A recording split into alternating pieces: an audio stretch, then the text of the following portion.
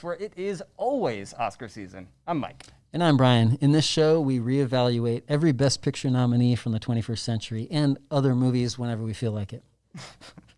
Yeah, and we kick them off their pedestals. We do. Sometimes, I was going to say pedestals. Where we're going, we don't need pedestals. We don't need pedestals because this one wasn't a Best Picture nominee. No, this is a special Facebook Live bonus episode. And we're talking about 1985's Back to the Future by Robert Zemeckis. And it was not nominated for Best Picture, Brian. I don't know if you can believe that, but it was not nominated. But it did earn a Best Screenplay nod, which I think kind of makes it worthy of us talking about it. Absolutely. And hey, it's streaming now on Amazon Prime. Let's watch the trailer. Steven Spielberg presents Back to the Future, a Robert Zemeckis film. Marty leads an ordinary life. No McFly ever amounted to anything in the history of Hill Valley. Well, history is going to change. And 1985 is not his year. But Dr. Brown is about to change all that. Are you telling me that you built a time machine out of a DeLorean? He's sending Marty 30 years back in time. It's a flying saucer from outer space! Now, he's trapped in the past. It's got to be a dream. About to meet Chocolate. his future father. He's a peeping Tom. Wow!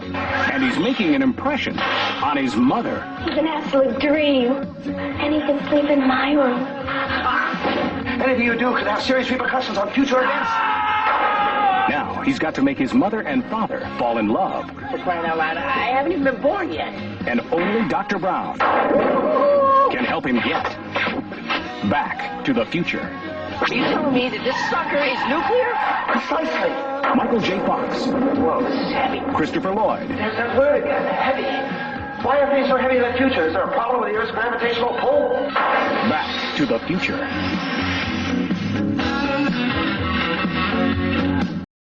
I could be wrong, but did they actually call him Dr. Brown in that trailer? It's Doc Brown. It's definitely Doc. Doctor is ridiculous. Coming up in the show, we will ask each other the questions three unique questions that will allow us to hit the gas pedal on Biff's car of truth and destroy the manure truck of ignorance. Wow. But first, we have to thank Pinheiro Marketing Group for producing this podcast on Facebook Live.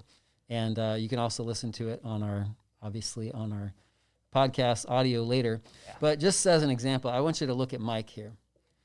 Even with a mask on, he looks incredible. He looks, from the nose up, he looks like Brad Pitt. But in real life, he's actually nowhere this good looking. And so this just shows you the power of Pinheiro Marketing Group. So if you need some video production skills, visit PinheiroMG.com or send us a message and we'll pass it along. For sure. I think I'm ready for my first question, Brian. All right. Sounds good. Let's dive right in. All righty. So my first question is, Hollywood Reporter. They took a poll a few years ago of 2,000 movie makers, and in that poll, Back to the Future was ranked number 12 of all time. Wow, okay. Which I was kind of surprised with. I mean, I did really like this movie, but number 12 seemed kind of high. So I wanted to ask you a question. Is Back to the Future better than the following three movies, which ranked number 18, 19, and 20 on the poll, well below Back to the Future? Okay. Annie Hall, Goodfellas, It's a Wonderful Life. Did you pick movies that you knew that I loved? Yeah, I did. Okay. Annie Hall was in both of our top 5 Best Picture nominees ever, before 2000. So. All right. So I know that kind of the whole concept of our show is to decide what is better than something else and put them in some kind of order, keep it or kick it from the year's top 5. Correct. But honestly, I kind of hate ranking things exactly for this reason. Because you might be wrong about one of them? No, I'm never wrong, Brian. But how do you compare two things that are both great, but great for completely different reasons, like these? But I know, I get it. That's kind of what makes it fun, so I'll play along. For me, I will say that those movies are above Back to the Future. But I get why someone would put Back to the Future above it. I mean, I guess it comes down to what you're going to the movies for. What are you trying to get out of it? And those movies are deeper. They're more grounded in reality, and Back to the Future is a fantasy, right? Doesn't mean that it's simple. It just means that, its main goal is sort of fun, where I think that those ambitions are maybe a little bit bigger. Is Wonderful Life not a fantasy? I mean, it's got magical elements to it, but it's about a guy's life. the whole Starts out with angels. It does, but it's grounded. It's supposed to be like more of a human drama than a sci-fi. This one is a fun time travel sci-fi. But actually, though, all this conversation leads a lot into what I was going to ask you. So let me ask you that Well, question. before I tell you that, I got to answer my own question Okay, here. all right. We're So going to wrap back around. Yeah, first of all, I saw my future self actually sent me a note because I knew you were going to, it was going to say that Did you Mike. rip it up and then tape it back together? Yes, I did. I taped it back together. That said that when Mike starts to complain that it's ridiculous to compare Goodfellas to the Back to the Future, don't let him get away with it. He's trying to chicken out of answering the question. Whoa. Signed, Brian. No one calls me chicken. Signed, first future of all. Brian. I do think that it raises the question of like, how do you define what is great Yeah. versus what is like super fun? But I just thought it was interesting at this rank number 12. Would you agree with that, though, that this movie's main goal is fun, whereas It's a Wonderful Life, Annie Hall, Goodfellas, they're not just trying to put a smile on our face. They're not just trying to make us excited. I think their ambitions are sort of grander. But again, it just comes back to this idea of what makes this thought-provoking idea, why does that make it greater than the fun? Because if something is setting out to be perfectly fun and it perfectly is well executed, I think that is I think the fact that it's number 12 is a testament to that. A lot of movie makers feel like that is a sufficient aim of a movie. And it is. To some degree, yeah. It totally is. I also think, though, that this is, 36 years later, Yeah. and it may be a little bit easier to look back on it and say how great it is because of some nostalgia to some extent. Mm-hmm. Whereas at the time, maybe it would be hard to say, like when it first came out, this is in the top 10 movies of all time. Yeah. And if you did say that, somebody would probably say recency bias, it's too light, it's popcorn. It did get 3 nominations, screenplay, Bob Gale and Robert Zemeckis, Okay. but also, and it lost to Witness, which is a classic screenplay. It was nominated for Best Sound, and it was also nominated for Best Original Song. The Power of Love. Huey Lewis. It did win sound effects editing. So, anyway, Okay, here's a bold take, a golden back to your take. question, all right? I think Huey Lewis should make every movie soundtrack. Thoughts?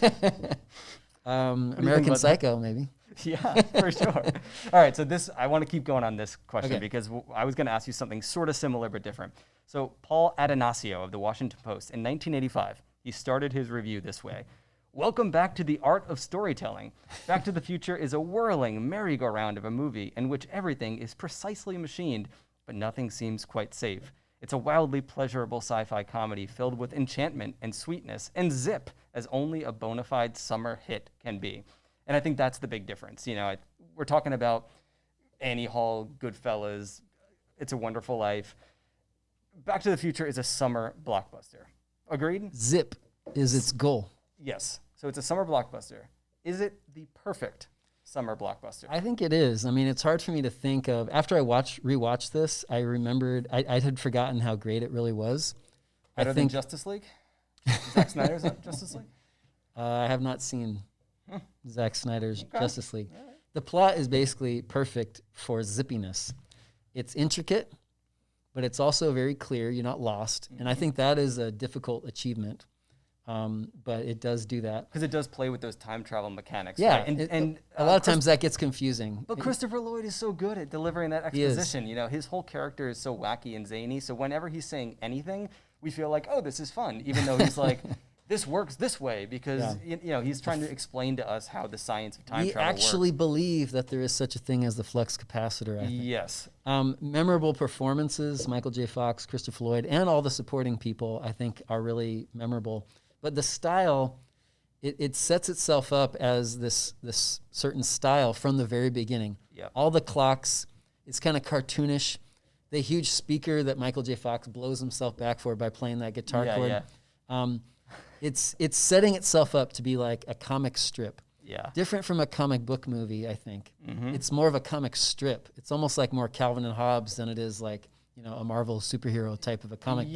Yeah. And I think because it's setting itself up to do that, and it works. So You said the performances are great. I'm going to take it a step further. I think Michael J. Fox and Christopher Lloyd are putting in like movie star charisma through the roof. It's ridiculous how much movie star charisma. I don't know, how old was Michael J. Fox in this? Like 20? I don't know. Good question. He's like the epitome of the cool teen hero, right? Like all he wants in the world is like play guitar and go to the lake with his girlfriend and get a truck. That's all he wants. He's the epitome of the selfish teenager. And he's not but afraid charming. of anyone. He stands up to Biff and all of his cronies with their 3D glasses. I mean, come on. But mostly I do love, I said before, they're using this time travel structure seriously. Like he does explain the mechanics of it, but they're also using it to explore deeper themes. Like you have regret, sadness, like the I power. thought this was an intellectual movie.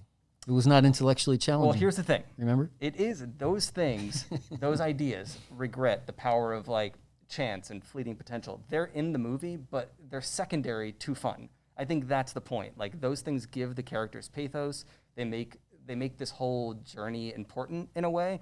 But Zemeckis never says, okay, now let's take a break and just learn about what Michael J. Fox cares about, because you're really going to need to feel this emotional arc. I don't think that's there so much. I agree, but I do think that because those things are there, it does give it a chance to be number 12 on this poll. Yes, it does give it a depth. And I noticed especially when Leah Thompson, they're having that first dinner scene. Who where plays his mom, mother, Lorraine. and the younger mother. They all play the same. Yeah, and they're all so good. Yeah. But it's that first dinner scene, and she's telling the story of how she and George, his dad, met.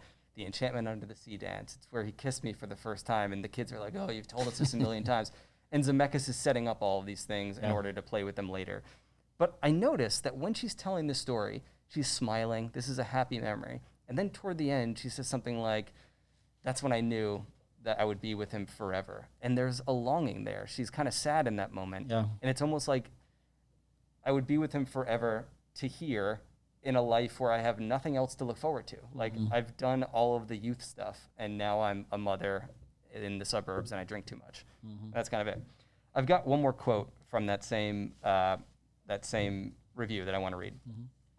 He says, quote, Zemeckis and co-writer Bob Gale have given the movie a core of feeling that makes real claims on us. For all its comedy, Back to the Future is about a kid coming to terms with his parents' inadequacies, a moment familiar to everyone, and the Fulcrmen growing up. Zemeckis and Gale ground the story in that emotion. The laughs are the movie's high points, but the poignance is what keep you inside of it, as Marty struggles with his father's weakness and thinks for the first time about being a parent himself. But this is just a light sci-fi. It's just a popcorn movie. Yeah, it does work on all those kind of levels. All right, give me your question 2. All right. My question 2. I think it was supposed to be your question. No, I put them in the wrong order, so this time you get to go All ask right. me out of order. Derek Malcolm of The Guardian. He said, the moment the ordinary guy, he calls Marty the ordinary guy in this. The moment the ordinary guy's mother takes a lunge at him in her bedroom without knowing he is her son, it's a sequence to cherish. To cherish. So, Brian, we talk a lot about morality in this show. It's kind of a common theme. So I want to ask you, what is worse? The fact that Marty goes back in time, change fate, play God, or the fact that we are meant to cherish, as Malcolm says, when his mother is trying to take advantage of him. And another thing, why is Robert Zemeckis allowed to make movies anymore? Answer me that. He's challenging much of our morality, isn't he? I think he is. Well, I didn't really take it very seriously, this idea of the morality of changing the past. Is that because it's not a drama? You're having too much fun? It's because I didn't really feel like it's realistic to actually go back there. But since you asked, Okay. I would say that if your goal is if you find yourself in that situation when you're back in time and you could possibly change history, Yep. do no harm and listen to your conscience. And I think for the most part, Marty wasn't trying to ruin things. In fact, he was trying to set things right. And so I think you kind of believe that he's pretty much good at heart. So I think that I like to annoy you. Yeah, I like to ask questions to provoke you. I want to see how you. It doesn't respond. work. I'm totally unflustered here. But really, though, I do think that there are morality themes that are at work here that we are meant to take seriously. They're at the dance, the Enchantment Under the Sea dance, and We've all been there. we've all been there. Earth Angel is playing in the background. We're about to dance with our mother. Yep.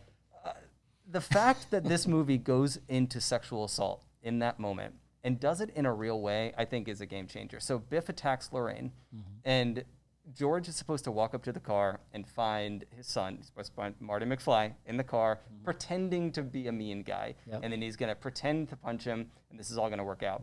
But instead, George... Which is a horrible plan. I don't know what they were I can't believe Marty would think that would be a help Yeah. situation. But Yeah. anyway. So George goes over to the car and opens it. He realizes that it's Biff. And I think I detect a moment there when he wants to bail. He's like, this was not part of the plan. Yeah, Biff exactly. is scary. I'm out of here. And in this moment, the movie's like not a fun popcorn movie anymore because we see Leah Thompson's face and she's playing it so real and her face is so dire. And like all of a sudden we're watching a rape movie. And it's I don't know, it's like It's a little uncomfortable. it goes dark. But I think the fact that Zemeckis is not afraid to go dark is what gives the really light moments like even more punch. I think that's Well, why the movie works so well. There's really moments of true danger, and some of them are also, again, cartoonish, where Doc Brown is like, he's trying to reach for that plug, and then, of course, he slips, and then it falls, and like everything goes totally wrong. Yeah. But you trust that it's going to work out in the end. In part, I think because he sets up at the beginning. We got cartoonish clocks. We got the big huge speaker that's larger than life. It's not going to end in tragedy with this Yeah. kind of a tone set throughout. And that's what makes it the perfect summer blockbuster. Yeah. So from in Wikipedia, it talks about Leah Thompson saying that her role as Lorraine was the greatest of her career. She said this in a 2012 interview.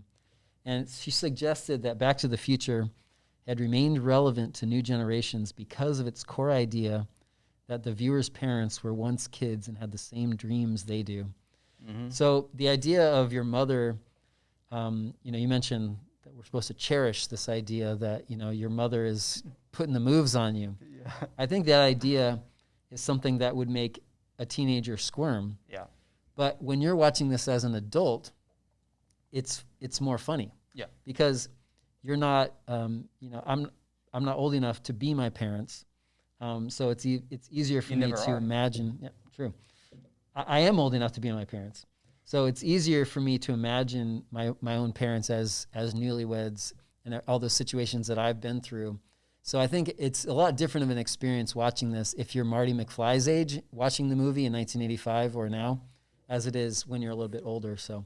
But also it's the fact that we're dealing with the hypocrisy of this character. Like in the beginning, she keeps talking about how she was, I would never sit in a car with a boy. I would never approach a boy. And then we meet her back in the day. She was she's exactly really like that. Forward. Which is most parents, they're telling their kid, don't do this, when sometimes in the back of your mind you're thinking, I did something like that too. You had a troubled youth. I think we should say that. You can tell. You know me. My question 2 is in a hero movie, which is every movie, you're supposed to change. The character's supposed to change. So does Marty change? Yeah, I think so. How does he change? He learns to see his parents in a different, more full way. He kind of becomes a parent himself to his own father. Yeah. He mentors his dad. He tries to give him more confidence, tries to get him to stand up for himself. He does all of the things to his father that a father should or could or would do to their son, right? He tries to build him up, and he even tells him, if you set your mind to something, you can do anything. Yeah. And that's gives him advice. Yeah, that's such a fatherly line. But I don't know. I think that what makes the movie interesting in a way, and also Doc Brown changes a lot on top of Marty. Doc Brown is the one who keeps saying over and over again, we don't change time, we don't do this. But then he reads the note. He's the one who goes makes back the in time. surprise change, I guess. Yeah, but I think what's kind of interesting about the movie is Marty does change, I think, but the important thing is how he changes the world around him, right, and not the other way around. Mm-hmm. Which is also, yeah. I think in the end, it's really more of a coming of age story than it is like a hero changing himself that much. But it is interesting at the end, he seems kind of sadder and wiser. He has everything he wants. He's got the truck. His girlfriend's coming over and, everyone's encouraging it now. And his parents are not losers anymore. But he doesn't, dream. He's not exactly so thrilled. He has this sort of, you don't think he's thrilled in the end? I think he has these. He's got the truck, man. He's not really sure how to process it. And that seems like it shows that he has grown somewhat rather than he's not jumping up and down for joy about everything that just happened to him. But his brother always wears a suit to the office at the end anyway. So my question 3, are you ready? Go ahead. All right. So Jay Boyar from the Orlando Sentinel. We're keeping it local here. It isn't often, he says, that extremely clever movie makers use their brains in service of pure fun. And this made me think about Marvel, because right now we're talking about summer blockbusters. And I think that we have to think about the big, what are the big summer blockbusters today? They're all superhero movies. Yep. So Boyar said in '85 that it isn't often that this happens. But now it kind of feels like it's all that happens. It's the norm. Smart, talented movie people putting their talents into summer blockbusters in service of pure fun. So I wanted to get your take. Do you agree that that is the norm now, and is the trend a good thing? Well, I think that the proof is in the box office to some extent, that people are getting what they want from the movies by going and paying to see all the Marvel movies time after time. So it makes me, again, think, which we do a lot on this podcast, is like, what are we really trying to get from the movies? And some of it is escapism, feel good, and enjoy life. Some people like that more than they like challenging, disturbing, open-ended movies a lot of times. This movie, in some ways, is the perfect opposite of Mulholland Drive. If you had to pick one movie that's the opposite of Mulholland Drive, this might be it. Do you think the Mulholland Drive is going to be the foil that we bring up to every movie? I think it will. This is not about the movie making process. It's not supposed to challenge your intellect as much as only challenging your heart. And I think it does that. But I think some Marvel movies do a good job of that too. They put you in this, can the hero overcome the obstacle? If that's done really well, that is sometimes what we really want out of storytelling in general. And it's about wonder. It's about what ifs. What if you could go back in time? It's about being life as a teenager. So the blockbuster movies also allow you to have this shared experience. We've talked before, Mulholland Drive or other kind of like really, incredible artistic movies. Who do you talk to them about? Your brother. That's it. That's it. You talk to your one friend who likes art movies. You talk to people on Best Picture This. But with Marvel movies, you can talk to anybody on the street. That's true. And say like, it becomes a cultural touchstone that everybody can relate to on. You all have to see the new one. But honestly, I don't know if I'm going to see the new ones. I like the Marvel movies.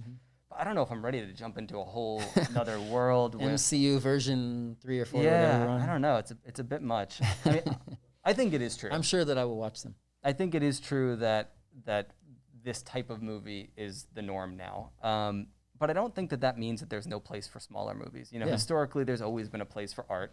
There's always been a place for smaller movies. And now you have everything kind of moving over to digital. Yeah, right? Which allows you to have a smaller audience, but expanded over time. Like you might only get like a really small showing, but as the word grows, like it still exists on streaming service for years and years to come, potentially. Yeah, there's a lot of benefits to it. I mean, there's access not only to us watching these extra movies. We interviewed director Aleem Hossein. His movie is on Amazon Prime right now. It's everybody can watch it. That's a really cool thing. But also you have to figure that it gives directors, filmmakers more access too, because it doesn't cost as much to release on Amazon Prime than it does to release wide to theaters all over the world. So you would think that there are extra chunks of that pie to pass around and create some new stuff. I mean, I just watched Nomadland and Sound of Metal this past week, two very small artistic movies, and I watched them from my couch. So I don't think that the small movies are dying just because the big movies are big right now. I think it's a trend and everything's a cycle, and we'll reach another cycle soon. Yep, I agree. All right, my question 3. This plot is as inventive as it is speedy. Is that enough to make it a classic, or are there deeper themes that have caused it to resonate for 40 years? We basically already talked about this. Yeah. We've been talking a lot about the themes, growing up, parenthood, learning to see your parents differently. But I do think that the perfect pacing of the movie does contribute to the fact that it's fun to watch. You can pop it on anytime and it puts a smile on your face. So here's another quote from we already talked about Leah Thompson, who played Lorraine. Crispin Glover played George McFly. How good is he? He's great. So weird. He was critical of the film's ending. Yeah. He believed that Marty's reward should be happy parents and in love with each other, and that's enough. But he thought that the ending served corporate interests by promoting accumulation of wealth. Like, this is why you're happy, because you got the truck. Yeah. You got the big book deal. You got all this stuff. Capitalism, man. So in 2015, Robert Zemeckis talked about this, and he said that the ending was perfect for its time, but he would have made it different now. I thought that was really interesting. Like, the sort of, as time goes by, directors look at their movies differently. That's fine that he would make it differently now, but don't go back and change it. Yeah, right. You know, I don't like that. Don't give me an anniversary edition with a different ending. I don't want to see it. Bob Gale, the co-writer, he disagreed and said that he would not apologize for the ending scene, and that American audiences largely had no issue with the ending, but some international audiences criticized it. So I thought that was interesting. But also the little, I do think there's a little tinge of sadness on Marty McFly when he gets everything he wanted, but he's a little bit less sure that this is what's going to make him happy. So Really? I'm not so sure. You read that in the ending? I did a little bit. See, I just read the ending as very, very American. It's Yeah. like The American talking about dream. we're talking about consumerism. fantasy, and Yeah. like the fantasy of the ending is that we can break generational trends. Mm-hmm. We can take control of our lives. We can give our parents confidence and not make them alcoholics, and then they're going to be rich because of it. Yeah. They're going to sell a book, and I'm going to get a truck. I think that in the end, the time travel is one thing, but the biggest fantasy is that, and that's a very American fantasy. Yeah, true. All right, we've asked ourselves the questions 3. We've driven the Biff car of truth, and now we go to some trivia time. This movie grossed $381 million worldwide, the a lot of highest, dollars. the highest in 1985. Especially back then. The budget was $19 million. $4 million was added because of these scheduling conflicts, which I'll get to in a second, to accommodate Michael J. Fox. Growing pains, He was right? busy with Family Ties. Oh, growing pains. That's Kirk It's Cameron. been a while since the 80s. You Yeah. don't- Rocky IV and Rambo First Blood Part 2 were 2nd and 3rd worldwide. Huh. Sylvester Stallone. Yeah, big year for him. Back to the Future was released on VHS in 1986, priced at a cool $79.95. Yep. Early days of VHS. Yep. It was the most rented cassette of the year.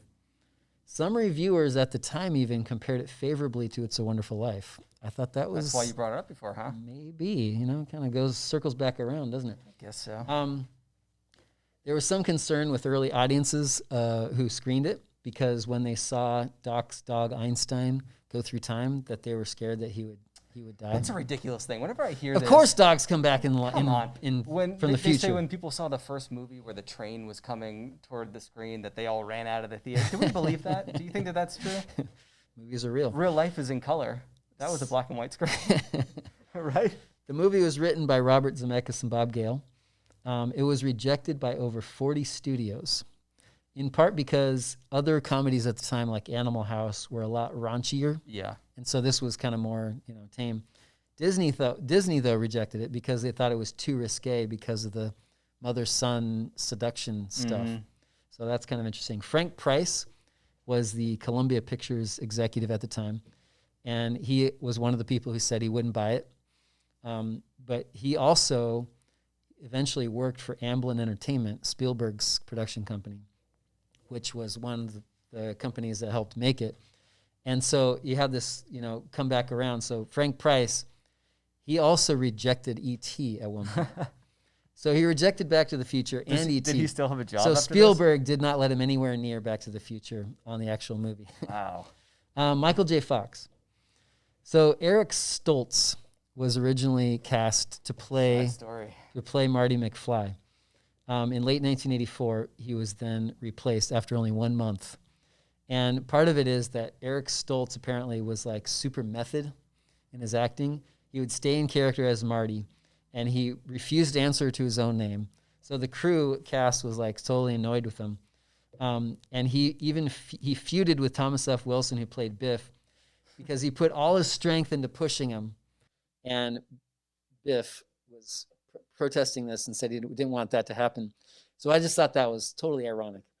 Biff the bully Yeah. is getting bullied by Eric Stoltz on the set, And what happens? Stoltz eventually gets the boot. But that wasn't why, though, right? I Not think the only reason. He didn't have the It's same movie Michael star J. Fox. charisma that Michael J. Fox has. He's also the one that they always wanted from the beginning. And you said only a month that he was working on it. Yeah. But I think that they shot a lot of They the movie, did. right? And then they had to go back and do reshoots. They just did. because, And they wanted Michael J. main Fox character. all along, but they finally made a deal with the producers of Family Ties to work around his schedule and just shoot when he wasn't working with Family Ties. And then so he was like leaving the set of Family Ties and working on Back to the Future all hours of the night, and go back early in the morning, Yep. work on Family Ties again, get like 3 hours of sleep. Exactly, In between. It's yeah. crazy. Teamsters had to bring Fox home, and they sometimes had to carry him up to bed. Isn't that just a wonderful picture in your mind? Give him a little kiss on the forehead. When he was when they were doing the promo work for Back to the Future, Michael J. Fox wasn't available because he was shooting the movie Family Ties Vacation. Ooh, that was a good one. It's a family favorite. So here's some other people who are considered for Michael J. Fox's role. All right. I'll tell you if they're good choices. Yes or not. no? Tell me yes or All no. right. John Cusack. Yep. Could work. Yep, I mean, that he, can he work. basically did the same role. It Basically wasn't did the same role. well. He's done a lot of teeny type Say movies anything. like that. I love saying anything. Johnny Depp as a very young Johnny Depp. Yeah. Ralph Macchio. Sure. Ben Stiller. Ben Stiller. No, I'm gonna say no. Robert Downey Jr. Yep, he can do He everything. could do anything. Yep. Doc Brown was considered for a bunch of other people. I don't even want to hear them because Jeff Christopher Goldblum. Lloyd is no. Christopher Lloyd is Doc Brown. John Lithgow. No, John Cleese. no, John Cleese. no. Gene Hackman. What? They were considered. That's ridiculous. Here's a title that they originally had for Back to the Future: Spaceman from Pluto. That's a no. You like it? That was probably like a test title or a placeholder. People thought that Back to the Future wouldn't be able to picture it or know what it was about. So. That's crazy. The time machine was originally thought of as a refrigerator, Yeah. but Steven Spielberg said no because he didn't want a kid to climb into a refrigerator. What a nice guy, Steven Spielberg. Very thoughtful. I guess so. But then he had Indiana Jones climb into a refrigerator in Crystal Skull. The nuke went off, and Indiana Jones, he went down the hill, a lot of bumps, a lot of bruises, came out fine. Maybe that's what he was thinking about with the Crystal I'm Skull. just saying that they're pretty Huey safe. Lewis is actually in the movie. Is he? He's one of the Battle of the Bands guys. He's uncredited. love So that. here's a great one. Marty's father, in an early concept, didn't come back as an author but as a boxer Mm. because he punches. Yeah, a little bit much. too close. Yeah. So here's another part of the sort of darker side of the ending, the American dream, the twisting of time. Yeah. It's a little bit interesting. So Chuck Berry, It's actually, your cousin Marvin. act- Is that the worst line in the movie? he you think? actually did. He's the one who really wrote Johnny Be Good. So Yeah. Marty is pretending that he actually came up with it. Yep. Chuck Berry eventually did allow that to be used, and he was paid $50,000 for it.